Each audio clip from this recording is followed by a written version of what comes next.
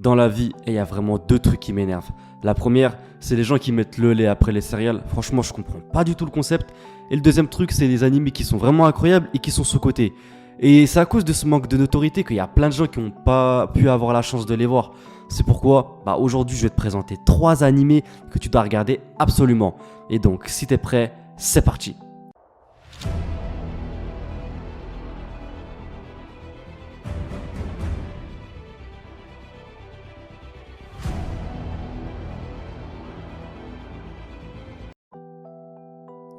Reborn, de genre action, comédie, mafia.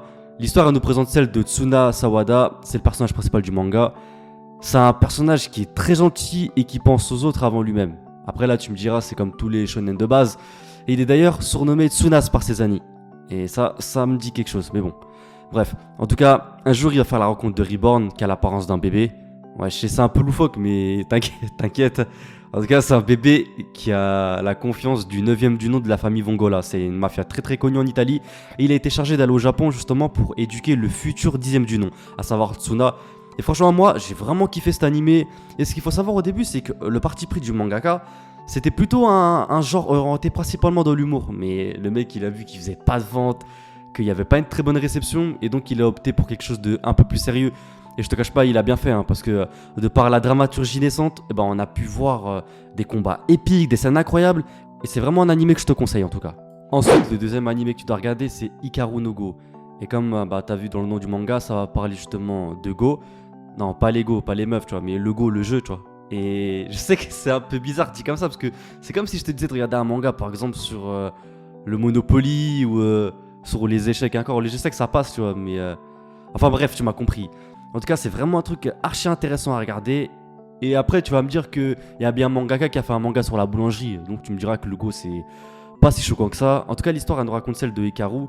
Et il découvre un jour, tu sais, dans son grenier. Moi, j'ai jamais eu de grenier, mais bon, lui, ça se voit, il est riche. Et son grand-père, il cachait un goban. En gros, c'est un plateau de go. Et je répète encore une fois, c'est pas un plateau de meuf, c'est un plateau de go, le jeu, le go. Et l'objet, en fait, il était hanté par un fantôme qui était appelé Sai. Et c'est un ancien professeur de go, mais à l'époque, tu vois, c'est vraiment dans les temps ancestraux. Et Sai, en fait, s'est retrouvé piégé dans l'esprit d'Hikaru. Et là, je sais ce que tu vas me dire, ça ressemble un peu à Yu-Gi-Oh! Et ouais, je te dirais, ouais, dans la forme, mais pas dans le fond, parce que le manga, il se veut quand même être un peu plus sérieux et mature. Et on est vraiment pris dans l'histoire. Il y a même de la rivalité, c'est vraiment un shonen de type Neketsu. En tout cas, si tu connais rien à ce jeu-là, ce qui a été mon cas d'ailleurs, tu vas quand même kiffer le manga, t'inquiète pas, c'est pas un frein à l'histoire. En tout cas, t'as dû remarquer quelque chose, c'est que les dessins ressemblaient aux personnages qu'on peut retrouver dans Death Note. Et t'es pas complètement fou parce que c'est d'ailleurs le dessinateur de Death Note qui a dessiné justement ce manga. En tout cas, c'est vraiment un manga qui est atypique de par le thème qui a été abordé dans ce manga. Mais je te conseille vraiment de regarder cet animé. Il y a 75 épisodes et tu vas voir, tu vas tout regarder d'un coup sans voir les minutes passer. En tout cas, pour finir, je vais vous présenter le 3e manga que vous devez regarder absolument. C'est Soul Eater.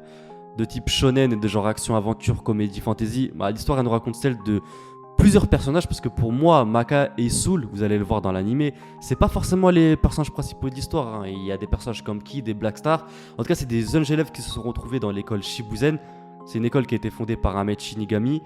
Et le but justement de cette formation, c'est de former les jeunes masters avec aussi leurs armes démoniaques, parce qu'en fait, c'est des duos. En gros, dans ce manga, les armes, elles peuvent prendre une apparence humaine.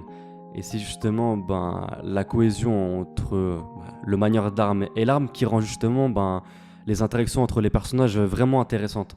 Surtout celle de Maka et Soul que je trouve vraiment particulière de bien des aspects, mais ça tu vas le découvrir dans le manga. En tout cas, ce qu'il faut savoir, c'est que le but des masters, c'est de avaler 99 âmes humaines corrompues et une âme de sorcière. Et même si ça a l'air simple dit comme ça, je te cache pas que c'est assez compliqué à réaliser. Et pour réaliser cet objectif, tu vas te rendre compte que c'est pas si simple que ça et qu'ils vont avoir beaucoup d'obstacles qui vont leur barrer la route. Il y a un méchant, entre guillemets, ultime qu'on peut retrouver dans tous les shonen de ce type. Et c'est vraiment un manga qui se regarde sans prise de tête, hein, tu vois. C'est pas un manga qui pousse à la grande réflexion, mais qui est vraiment intéressant, comme je t'ai dit, de bien des aspects. Je le conseille fortement. Il y a plein de personnages qui sont vraiment intéressants et qui sont aussi, pour certains, caricaturaux. Mais bon, pour moi, c'est propre au shonen de type Neketsu. Et c'est d'ailleurs ça qui les rend attachants et même surtout marrants à de très nombreuses reprises. Parce que même si je l'ai pas mentionné depuis le début, c'est un manga qui me fait vraiment rire en tout cas. Personnellement, c'est qui me fait le plus rire, mais je pense que pour nombre d'entre vous, ça va être Black Star et vous allez comprendre pourquoi. En tout cas, cette histoire, elle mêle combat épique, histoire sombre et très très grande dramaturgie. Et aussi, comme tu as pu le voir, hein, c'est pas un hasard. Si visuellement ce manga il ressemble à Fire Force, c'est que ça a été fait par le même mangaka, donc je te conseille vraiment d'aller la regarder sous Twitter si t'es fan de Fire Force. En tout cas, voilà, c'est 3 animés que tu dois regarder absolument. Je te les ai présentés. Si ce type de format te plaît, n'hésite pas à me le dire dans l'espace des commentaires, à liker, à t'abonner, c'est vraiment important.